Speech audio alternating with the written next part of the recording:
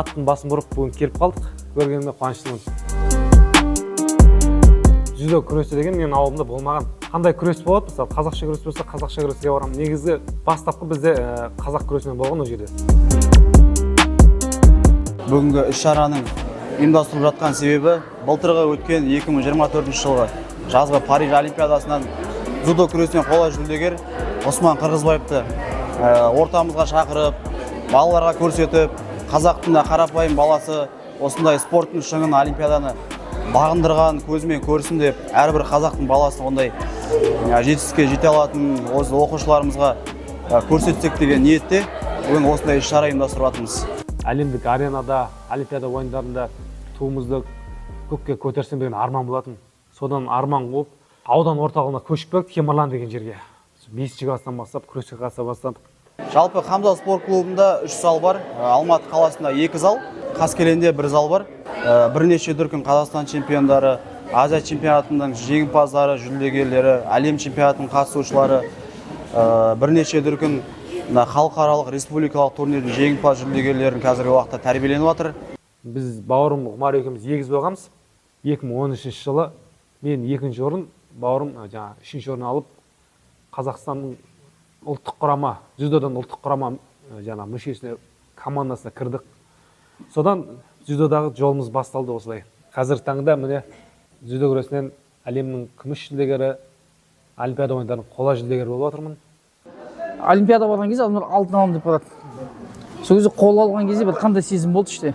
Алтын мен қола қуанышы бір дейді ғой негізі. Бірақ енді алтын аламыз деп барғанбыз, бұйырған қола болды. Сол қол алған кезде былай қатты қуаныш болмады негізі. Алтынға таласуға да өте мүмкіндіктер жоғары болды. Бірақ елге келген кезде қоланың құнды екенін сол кезде білдім. Қоланың медальдің өзі орнына бөлінген. Супер. Спортты да, білімді де қатар алып жүру керек та. Сенің жеңіске жету үшін тек қана физикалық тұрғыдан емес, біліміңде ақыл, ой санаңда мықты болу керек та. Бапкердің көңілінен шығып жаттығу істесеңдер, Құдай қаласа міндетті түрде нәтижесін көресіңдер ғой. Жалпы өзім қобалжымды солай жеңемін да. Мысалы, Олимпиада ойындарына тұр, мысалы, демалғаннан біліп тұрасың ғой спортшының өзі, қандай жағдайда тұрғанын ше. Кейбір спортшыдан біліп тұрасың, настрой мықты спортшыларды үндемей ойлап тұрады, мысалы. Настроймен тұрады да, ол өзі саған өзі ай, мынау апасына деп тұрасың ғой, қарап тұрған кезде. Қазақ күресінде жүріп, дзюдоға секіріп, сол жерде енді бәрі айтады да қазір. Осман легенда дейді. Реально өте мықты спортшы дейді. Басқа спортсмендерді сұраса, но енді сол басқа дзюдоистерге обал емес пе? Енді осы уақытқа дейін дзюдоға өмірін беріп, енді былай айтқанда нанды алып кетпесеңіз де, енді мықты болғаннан кейін алып отырсыз ғой, бірақ сол сезім қалай? Бала кезден қазақша күреске қатысып жүрсем де, бірақ арманым сол.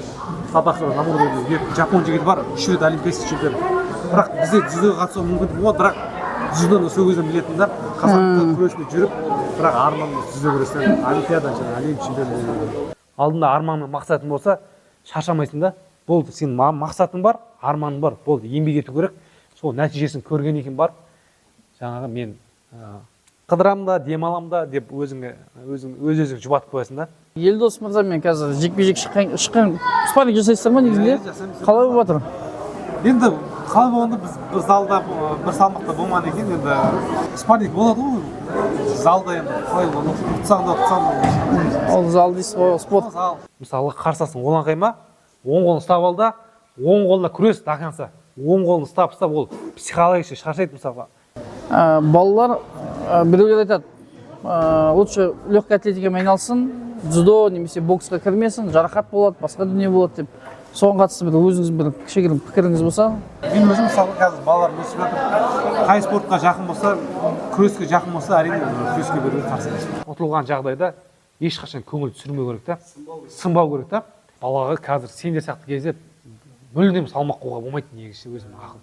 Мүлдем болмайды салмақ қоюға ше.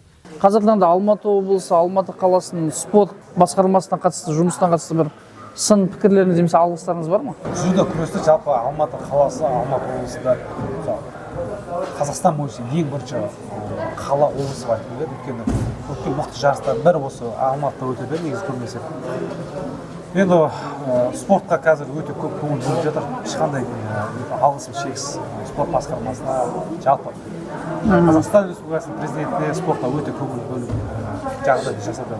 Сендердің ата-ананың қазақ елінің үмітін ақтайтын батырлар мен батыр қарындастарымыз шыға берсін. Әлем және олимпиада чемпиондары көп болсын, Алла қаласа. Былай айтқанда легенда болып жатсыз. Өзіңіздің бөлек клуб ашу ойыңызда бар ма?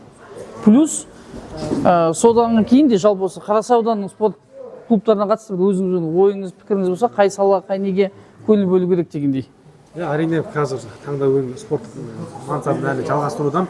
Енді клуб ашу өзімнің ойымда бар, ол спорттық карьераның аяқтағаннан кейін бәрін реттеп болған екен. Енді жалпы осы Қарасай аудандағы Хамза клуб, жаңағы Хамза спорт сарайы, спорт залы жалпы. Хамза деген клуб ол қазіргі таңда Қазақстанда өте бір белгілі аты шыққан спортшылар мықты жетістікке жеткен клубтардың бірі. Өзім де естіп жатамын. Сол Қаскелең қаласының тұрғындарына осы Хамза спорт клубына балаларыңызды дзюдоға беруге шақырамын. Осы жерде жаңағы Ердоған, Нұржан деген білікті де білімді бапкерлер бар. Құдай қаласа сеніп тапсырсаңыздар болады.